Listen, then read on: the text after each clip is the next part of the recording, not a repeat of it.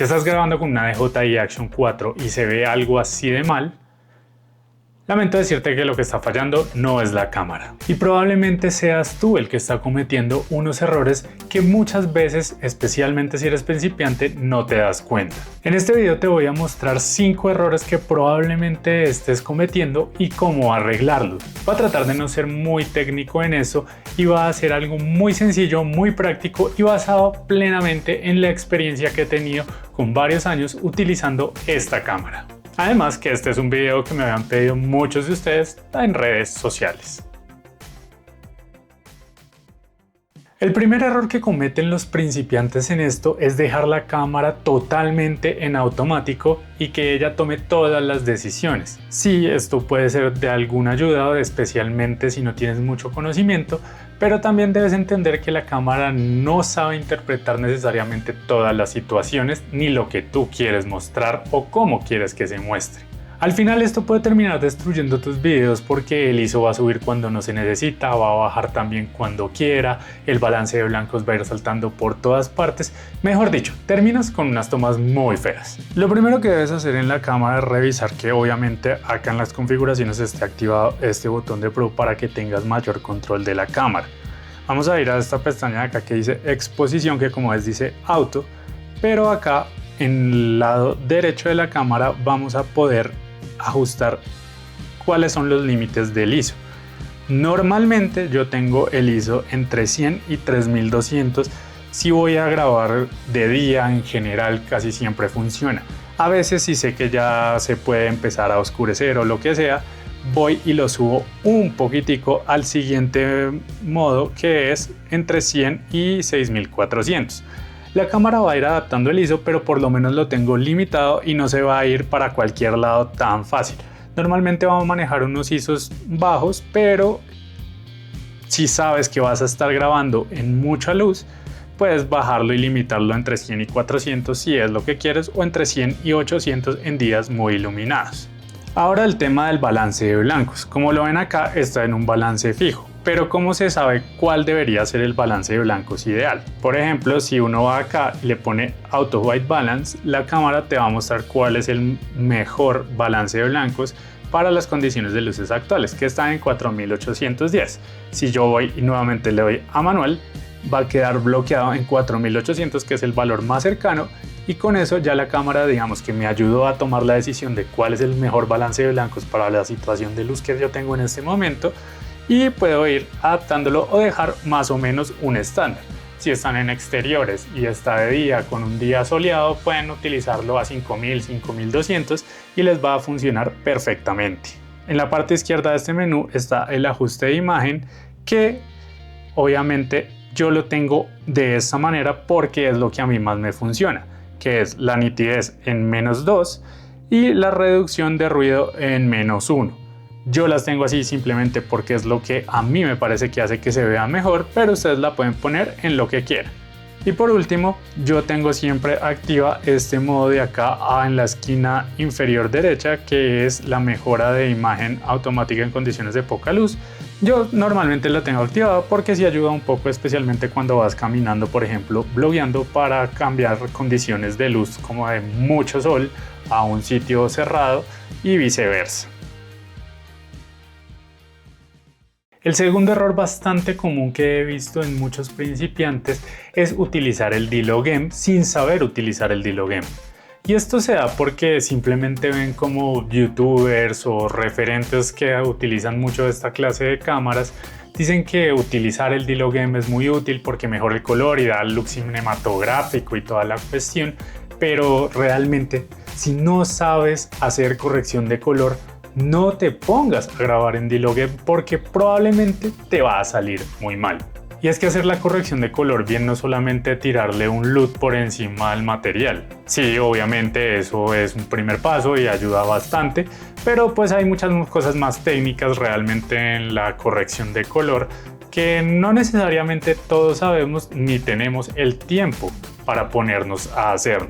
Este es uno de esos casos específicos en los que de verdad espichar todos los botones no va a hacer que algo bueno pase, sino todo lo contrario. Y si soy muy sincero, utilizar el D-Log-M en esta Action 4 o casi que en todas estas cámaras, si uno no tiene esos conocimientos, no es necesario. Además, si grabas en el modo normal, te estás ahorrando un paso extra. Obviamente, si quieres experimentar con el D-Log-M, hazlo, métele, cacharréale, experimenta a ver qué pasa.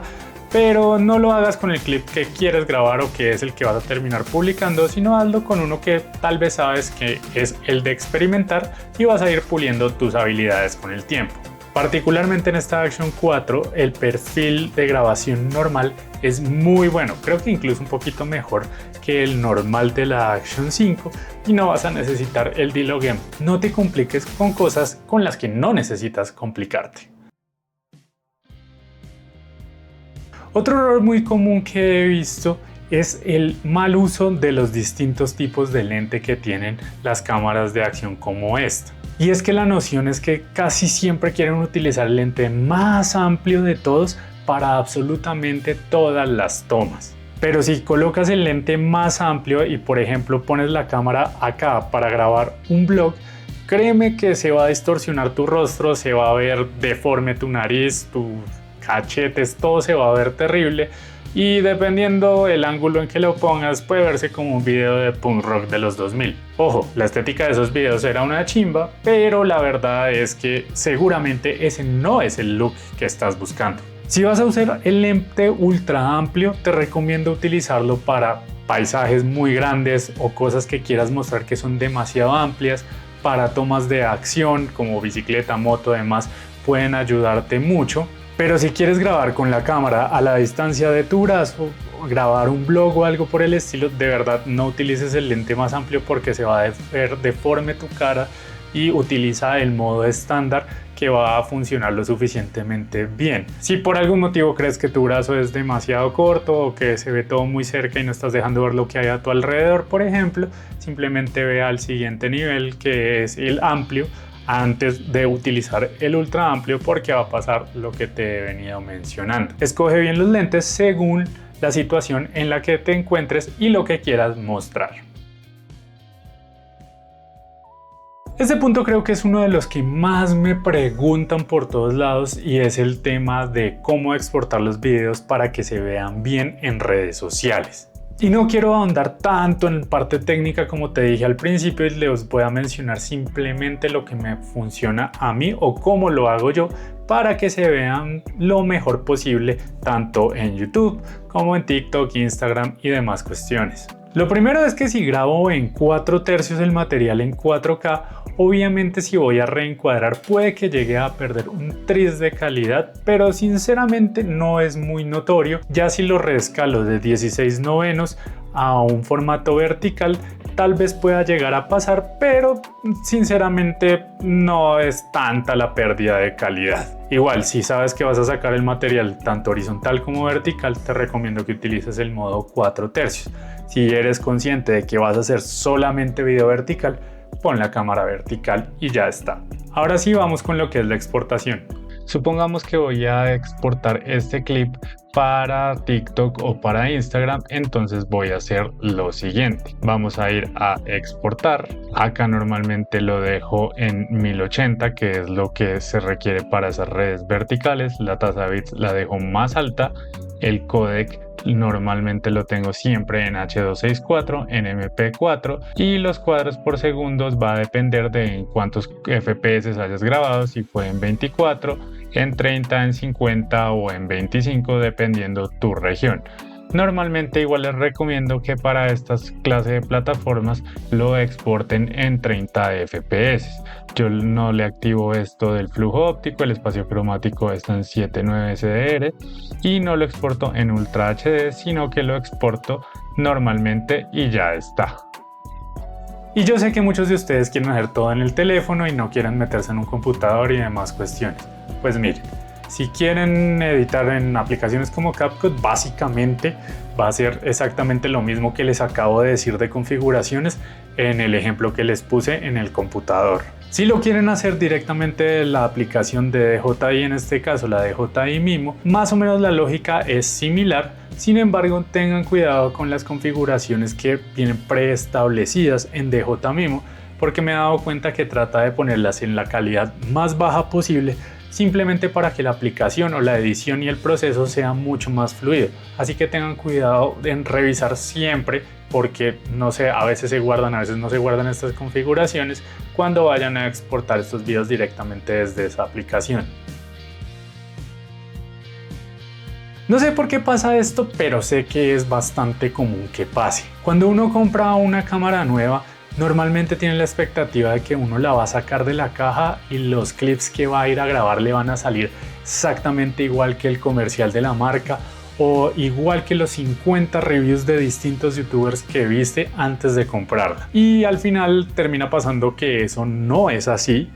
Y muchas veces uno se termina frustrando, termina diciendo que compró una cámara que no funciona, que es muy mala, etcétera, etcétera. Y la verdad es que hay que ser realista. Desde el primer momento no vas a hacer esa calidad de videos, salvo que seas un profesional, un genio del audiovisual, un filmmaker de otro nivel, que ya tengas unos conocimientos. Pero en la mayoría de casos, los videos, por ejemplo, que hace de publicidad la marca, obviamente tienen unos tratamientos por parte de equipos de marketing, de audiovisual, de todo, mejor dicho, están súper producidos para que se vea obviamente increíble.